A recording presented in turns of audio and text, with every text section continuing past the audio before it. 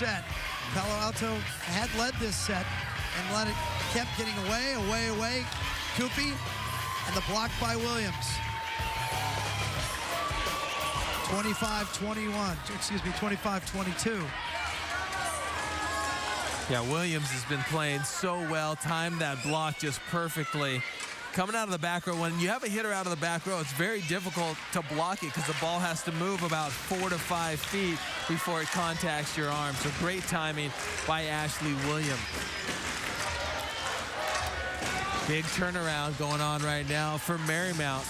Oh, you can feel it in the room. The crowd's resetting now, too, because now they know it's a match. Marymount finally broke through, and they're still not playing their best volleyball. And now Palo Alto is starting to look at each other like, well, I thought we were going to sweep that. The first two came so easy, and then we were ahead in the third.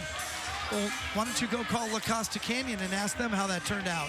They were up 2-0 and lost. Now you got to stay focused. You cannot let up. That's the great thing about volleyball. You know, in football, you're up by 30 points, you run the ball, you keep the clock running. It's just not enough time. But this is a game without a clock. So if you can continue to side out, you continue to win points, this game turns quickly.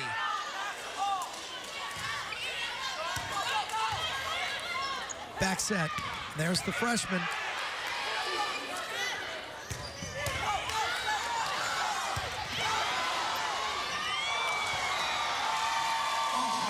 A little ricochet there off the speaker on the ceiling, but Marymount cannot handle it and get it over the net. Anything goes. It can hit in those rafters, the scoreboard. It's a pretty low roof here. Still I will tell live. you that. You know, it's a little bit higher than a high school gym, but you know, it's an NAIA school, so the scoreboard hanging right over midcourt. Yazzie was out for a while. She's back in, number 7 for Marymount. And there's Caroline Martin, who's been ever present. Yes, she has. She's always in the right spot. She gets up, hits that ball so crisply and cleanly to the open area. Little celebration, and then she's back to business. Just a cagey kid. Got to be a favorite of the coach. You know, you love those players that just convert things and are so consistent. Blocked and covered by Williams. Well played. Moy McLaren, and then all the way across to Yazzie. And Martin. See, we're talking her up for the Heisman. And her first error of the night. Yeah. Our bad. That's on us. Yep. We haven't seen her make a shot like that. Everything has been very crisp. That's her mulligan. Yeah, we'll give it to her. She'll be right back. Carrie Klein trying to nurse her team back into this one. They were down 2-0. They just won the third. They win this one, then it's just 15 points.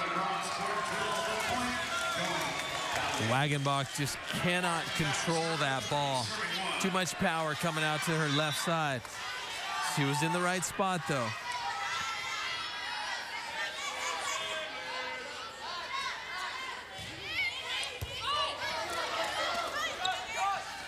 Moy McLaren right between the block. Coopy out of the back row. Edwards denied, covered nicely. That was well played by Christine Irvin to keep it alive for Marymount. Confusion, Coopy. It goes off the hands of Edwards. Edwards was the only one at the net.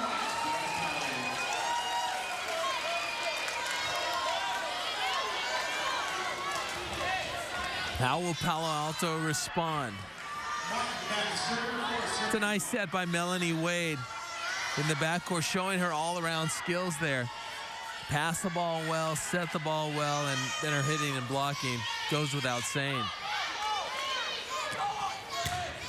Back set to Yazzie. Yasmin Bidat Ghani. 6'3" freshman. I don't know that we saw her at all in sets 2 or 3. Did she come in for rotation? She was really quiet.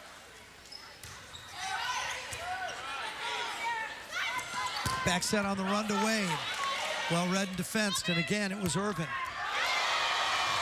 And Irvin is giving them a spark out of the back row. The libero were in the 50. Absolutely. She gets it done each and every time. She makes great defensive plays. She anticipates where to be. And then that opens up for her teammate, Manon. Shepard, well measured on that set. Lauren up there big on the block, blocking Becky Raffle on the left side. Haven't seen a lot of Becky Raffle. She's a strong, solid hitter, though, on that left side. Shepard again just clears the net. Wade tips into the open space. That's difficult as a defender. You're sitting on your heels. You're ready for that big hit to come right at you from Melanie Wade, and then she does a nice little off speed. 19 kills for Melanie Wade. Miss hit, ace. That serve had a lot of juice on it. Coming over, flat serve. It's a float serve, so it's moving a lot. There's not a lot of top spin on it. That allows the ball to move back and forth. Look at that. Another good serve. Moy McLaren off the hands of Kimmy Whitson, who comes back to set it. Koopy gets turned back by Edwards, and Edwards recreates the block for her teammates on the celebration. Katie Edwards has gone a little bit quiet as well, but not right there. She gets outside as the middle blocker, gets her arms over the net with a nice stuff block. I think maybe her teammates have gone away from her. That's why. There she is trying to poach a point right there at the net. Maybe caused a problem. Yeah, sometimes that intimidation, even if you don't go over and block the ball, if you pretend as if you are, you can have that setter flinch for just a half second and throw it off. 6-6 in the fourth. Koopy, tight set there from Whitson. It's 7-6 Marymount. Yeah, Koopy wasn't too happy about that ball being set so close. And as an attacker, there's nothing you can do. Just try to save it some way. Blocked again by Edwards. And Lauren was there as well. Slide. Carries across. Manon. Moy McLaren back row. Covered. Irvin came up to get it. And they're going to call her for going. She go under the net?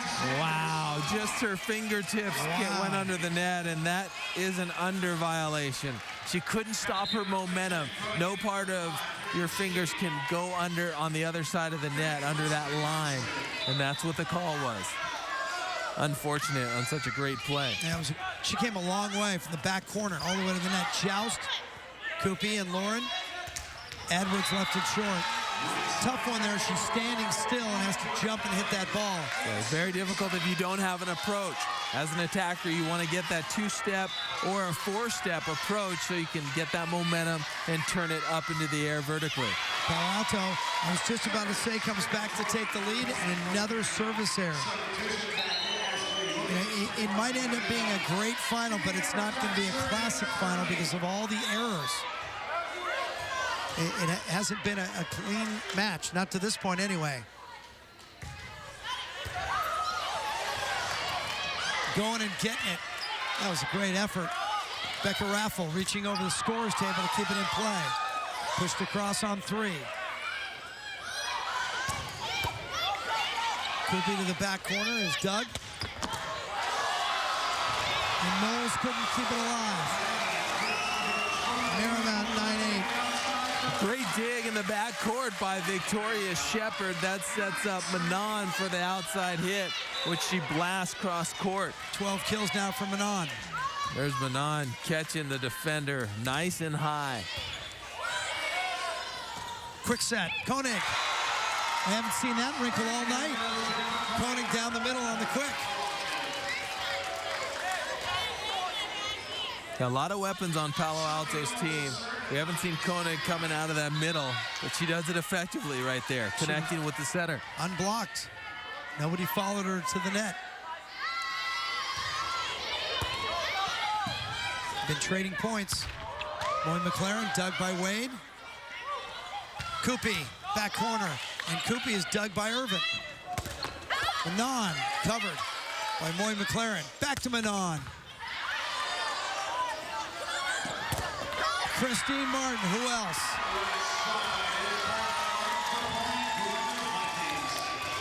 Martin's everywhere. Whether she's on the left side or the right side, she's equally as effective. this time going off the block of Manon. That was one of the better rallies of the match on both sides of the net. Big wide set, the run for Manon wasn't exactly where she wanted it. Kupi off the block, point for Palo Alto, and now they go in front 11-9. We talked about Kupi being able, or Manon being able to tool the block. Kupi does the same exact thing for Palo Alto, and she does it very effectively. Fourth set, Palo Alto leading 2-1 in sets, 11-9 here in the fourth.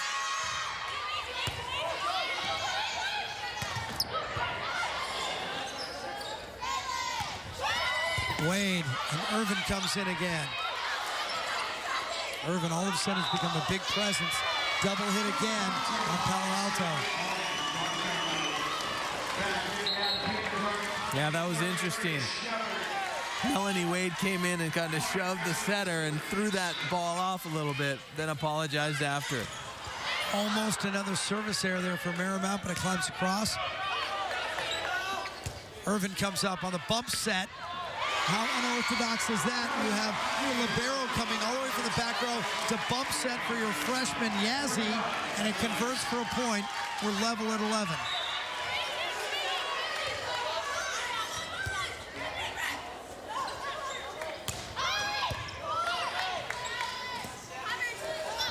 Manon, right between the block.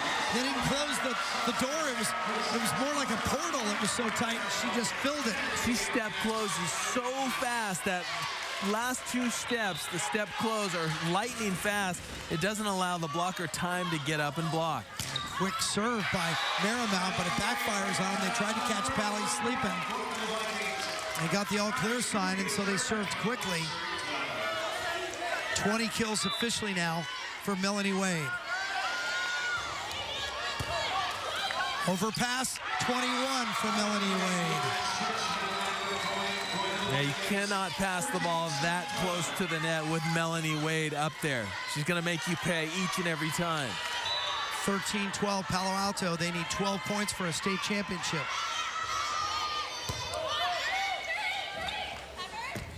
Boy McLaren. Oh, and a big dig by Shelby Knowles. Into the block, covered nicely by Whitson.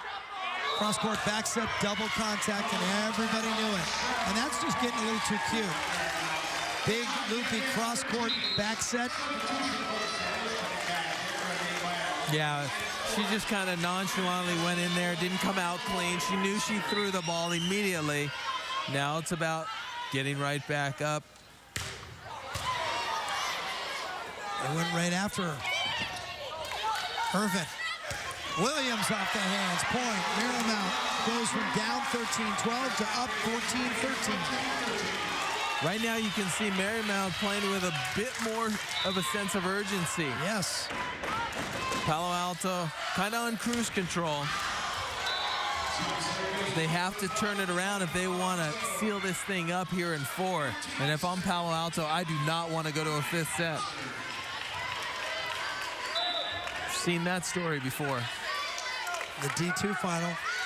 Costa Canyon, 2 sets up, and losing in 5 to Presentation from San Jose. Kept alive. Yazzie, slam dunk. That was a cagey move by the freshman Yazzie because she had to wait. If she would have went a little earlier, she could have been called for over. She waited for that ball to break the plane, and then she puts it down. If you're an inexperienced player, you might go over too quickly and get an overcall. She waits, has patience, and then executes. Yazzie has 4 kills in the match. 3 of those have come in this set, and another service error by Marymount. It's got to be, close to 25 combined service errors in this match between the two clubs. Justin Musado's around 18 or 19. See if we can get a total for you.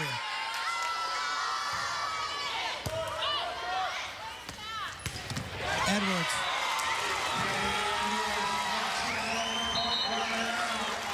Katie Edwards. She's been effective all night long. I'd go to her a little more often if I was Lauren, the setter. 16-15.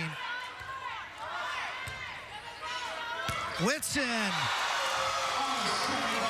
Yeah, she wasn't messing around there. We've seen her dump a couple of balls into the bottom of the net. That time she attacks it with that nice left hand. No answer from Marymount. She could tell there was no block. She was left alone, and then the pass carried her right to the tape. Overpass. Got to take it over, and that is just... That can't happen. You get a free ball because of an effective serve, and then you have to make Marymount pay for that. Well, they lost their advantage on the point quickly because no one claimed the ball when it was coming over. Then they couldn't make up their mind who was going to bump it.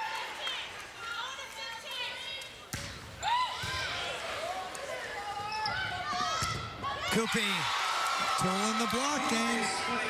She hits right in that high seam, right at the middle blocker's right hand, and tools it out of bounds. That's 13 kills now for Koopy. 20 for Wade, 13 for Koopy, 9 for Martin. That's on the Palo Alto side of the ledger. And a service error. So many service errors happening. It seemed like if one of these teams just decides to keep the ball in play, they'd be in a lot better shape.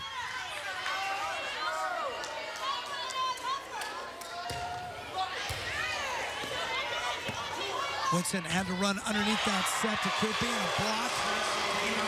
Lauren was there.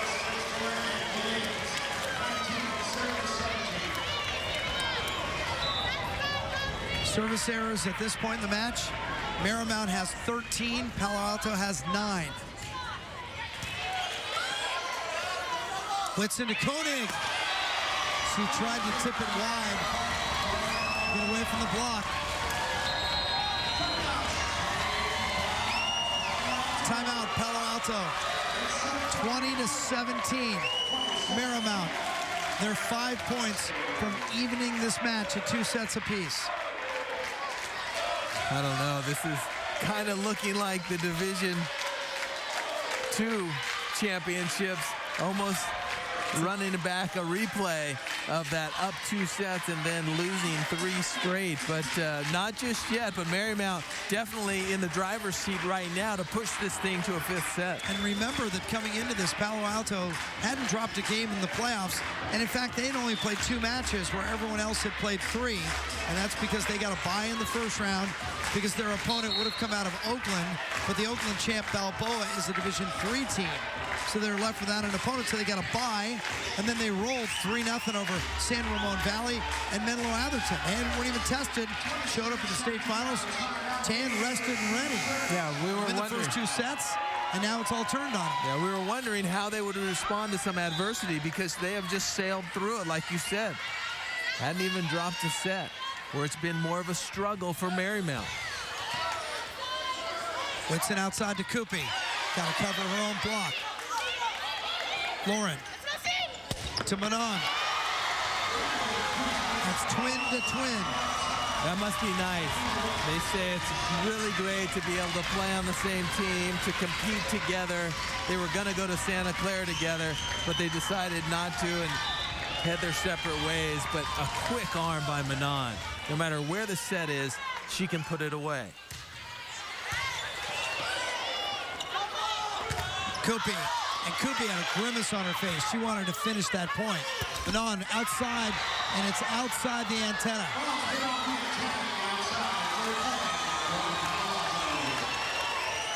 That's a big point right there for Palo Alto.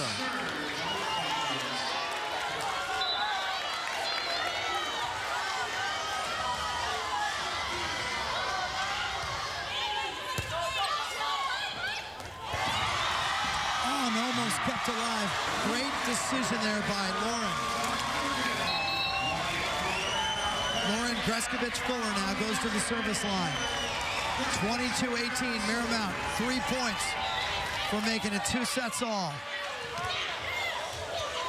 Palo Alto out of system. Chance here for Marymount. Manon.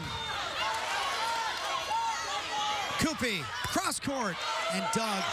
Overpass, and Koopy converts it. It'll be 19 serving 22.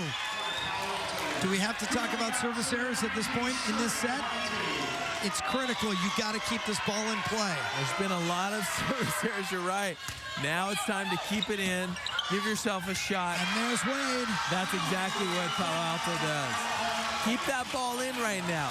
Give yourself an opportunity, because if you miss that serve, you know you're in a lot of trouble. I like that timeout right there. Slow things down.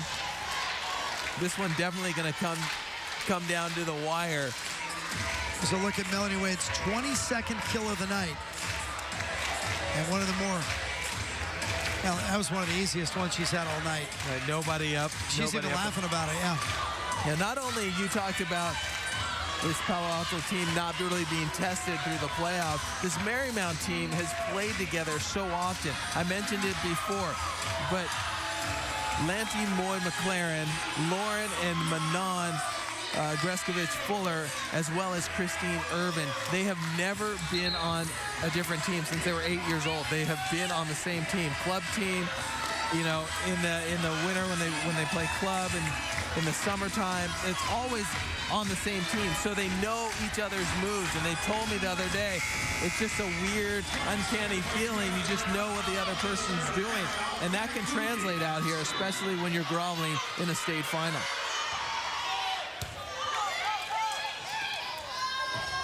Yazzie, the freshman.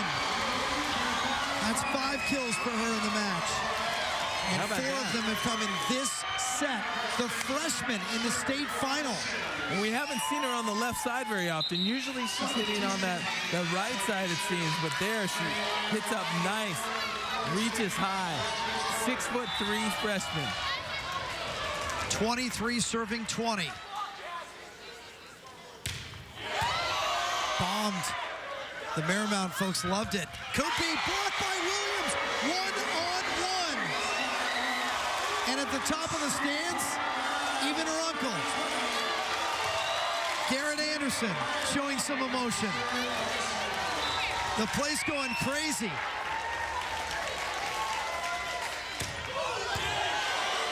And almost closing it out there. Set point. Williams trying to finish it. Dug out of the net by Whitson, well played. Here's their chance. Marymount to even the match.